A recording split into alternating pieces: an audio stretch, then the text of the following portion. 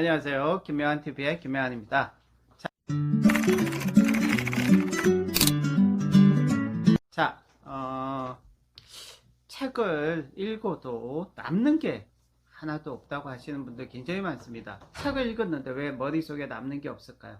자, 책을 읽었는데 머릿속에 남는 게 없다고 하시는 분들을 위해서 제가 추천해 드리는 독서법이 하나 있습니다. 독서를 열심히 했음에도 머릿속에 남는 게 하나도 없고 독서한 효과가 하나도 없겠죠. 그렇게 되면 자, 제가 추천해 드리는 독서법은 바로 위대한 우리의 선조인 다산 정약용 선생님께서 가장 많이 사용하셨던 독서법입니다. 바로 초서 독서법입니다.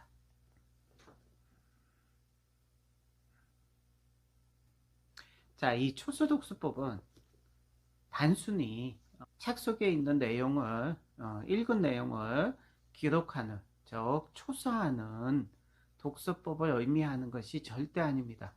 초서 독서법은 그 이상의 의미를 가지고 있습니다. 초서 독서법은 읽은 내용을 자기 자신만의 글과 표현으로 정리하는 독서법이죠. 그래서 책의 내용과 자기 자신의 기존에 가지고 있었던 지식과 의식, 모든 경험을 융합시켜서 이 책의 내용을 뛰어넘는 새로운 정반합, 새로운 지식과 의식, 경험을, 자신의 생각을, 자신의 주관을 만들어내는, 창조하는 독서법입니다. 한 권을 읽어도 여러분들이 초서 독서를 하게 되면 훨씬 더 많은 것을 배우고 성장하고 지식만 확장이 되는 것이 아니라 새로운 지식과 의식을 창조해 나가는 그런 창조, 복고창신의 독서법이며 창조의 독서법이죠.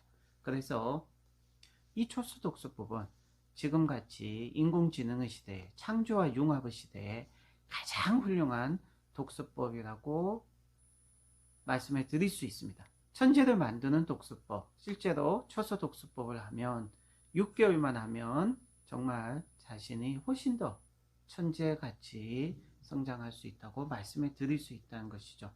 1000만 권의 책을 읽어도 자신의 말과 표현으로 제대로 정리할 수 없다면 그것은 독서가 끝난 것이 아닙니다.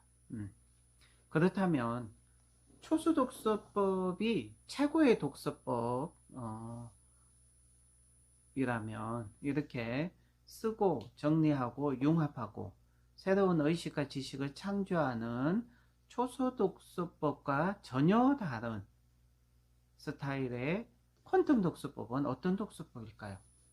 그렇다면 퀀텀 독서법은 필요 없는 독서법일까요? 세상에 완벽한 독서법은 없습니다. 만약에 초소 독서법만으로만 독서를 하게 되면 도서관에 있는 많은 양의 책을 우리가 읽을 수 없습니다. 힘들어집니다. 그래서 초서 독서법이 좀 더 완벽한 독서법이 되기 위해서 꼭 필요한 독서법이 바로 다독을 위한 퀀텀 독서법이 되겠습니다. 퀀텀 독서법은 많은 양의 책을 읽을 수 있도록 도와주죠. 다독을 위한 가장 효과적인 독서법이라고 감히 제가 말씀해 드리고 싶습니다. 공부를 하는 학생들에게, 또 연구 논문을 쓰는 어떤 대학원생들에게, 또 어떤 한 가지 분야를 정말로 계속 수십 년 이상 연구하고 공부하고 하는 그런 박사님들이나 교수님들에게 퀀텀 독서법을 제가 추천합니다. 초소 독서법이 아닌 퀀텀 독서법을 추천하는 이유는 왜냐하면 100권의 책을 참조하는 것보다 1000권의 책을 참조하는 것이 훨씬 더 좋은 연구가 되기 때문이죠. 1000권의 책을 참조하는 것보다 5000권의 책을 참조할 수 있다면 훨씬 더 좋은 연구가 됩니다. 그것은 깊이와 내고 또 차원과 수준이 달라지기 때문이죠.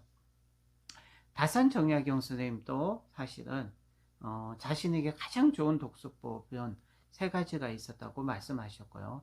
그 3가지 독서법 중에서도 가장 중요시 여겼던 것은 초서 독서법이라는 사실을 꼭 기억해 주십시오. 세상에는 공짜가 없습니다. 초등학교를 졸업하지 않고 고등학교나 대학교를 입학하면 입학해봤자 진도를 따라갈 수 없고 중도에 포기해야 되겠죠. 독서에도 공짜는 없습니다.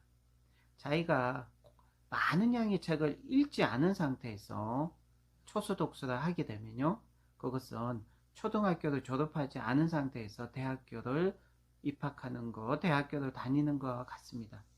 그래서 저는 퀀텀 독서법으로 최소한 5,000권 이상의 책을 읽지 않은 사람들은 초소 독서법을 해서는 안 됩니다. 5,000권 이상의 책을 읽은 사람들이 그 다음에 하는 것이 초소 독서법이고요. 독서법에도 반드시 순서가 있다는 것, 그리고 슬로우 리딩을 절대 해서는 안 된다는 것, 그리고 다독이 왜 정말 꼭 필요한 것이고 왜 다독을 먼저 해야 하는 것인지 제가 유튜브 방송에서 분명히 말씀해 드렸고요.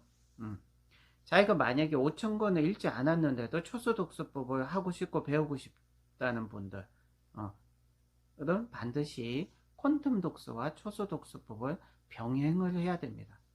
독서법은 하나의 연장과 같다고 말씀해 드렸죠. 자전거 타기처럼 스키 타기처럼 배워야만 잘할 수 있습니다. 그냥 독서를 자기 스타일대로 자기 수준에 그냥 만족하면서 독서를 즐기는 것도 하나의 방법입니다. 하지만 독서를 통해서 자기가 좀 더 성장하기를 원하시는 분들은 효과적인 독서를 해야 합니다. 효과적인 독서를 해서 자기가 좀 더 성장하고 좀 더 부와 성공을 이룰 수 있고 좀 더 자기가 리드가 되기를 원하시는 분들은 효과적인 독서법을 해야 됩니다. 그것이 뭐냐? 바로 퀀텀 독서법과 초소 독서법, 이 두 가지라고 말씀해 드릴 수 있습니다. 효과적인 독서법, 자기가 독서하는 데 투자하는 시간 대비 노력 대비 훨씬 더 많이 성장하는 것이죠. 그래서 가성비가 높은 독서법, 어떻게 보면 퀀텀 독서법과 초소 독서법이라고 할 수 있습니다. 퀀텀 독서법은 한글보다 영어가 훨씬 더 좋습니다. 한글은요, 밑에 받침법이 있지 않습니까? 받침법이 있기 때문에 한글보다 영어는 훨씬 더 놀라운 퀀텀 리딩이 됩니다. 그래서 저는 그런 어떤 본질과 원리에 따라서 여러분들 한글로 독서를 할 때 하고 영어로 독서할 때 하고 중국어로 독서할 때 하고 일본어로 독서할 때 우리 뇌에서 관장하고 있는 부분은 다 각각 다릅니다. 무슨 말인지 아시겠죠? 그래서 우리가 독서라는 게 얼마나 기적적인 인류의 발명품인지 아시겠죠? 그렇기 때문에 이 독서는 연구하면 할수록 어마어마하게 재미있지만 어마어마하게 큰 산입니다. 네. 여러분들이 공부를 하는 학생이든 아니면 연구를 하는 연구원이든 아니면 직장인이든 상관없습니다. 심지어 가정주부라도 독서력이 좋다면, 독서력이 탁월하다면 훨씬 더 많은 양의 독서를 할 수 있고 훨씬 더 수준 높은 독서를 하실 수 있기 때문에 저는 독서를 하기 전에 무턱대고 무작정 독서를 하는 것보다는 훌륭한 독서법을 배우고 익혀서 그 훌륭한 독서를 할 수 있는 사람이 되는 게 훨씬 더 현명한 방법입니다. 링컨도 얘기했죠. 무조건 기로 나무를 하기보다는 그 도끼의 날을 날카롭게 계속 가는, 그래서 도끼의 날이 날카로울수록 우리가 나무를 하는 게 굉장히 더 빨라지고 쉬워지겠죠. 근데 도끼의 날이 굉장히 무디다면 정말 한 그루의 나무를 하기도 굉장히 힘들고 어렵겠죠. 독서력을 향상시킨다는 것, 좋은 독서법을 배운다는 것은 바로 그런 것과 같습니다. 자, 지금까지 김명한TV의 김명한이었습니다. 네이버 카페 김명한칼리시 많이 사랑해 주시고요. 오늘은 여기까지 하겠습니다. 시청해 주셔서 감사합니다.